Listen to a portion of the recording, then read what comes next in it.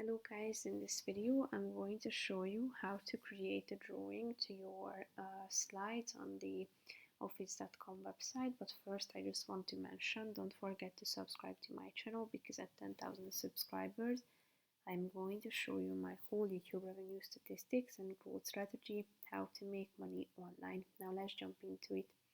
First of all, open the website and start creating your slides.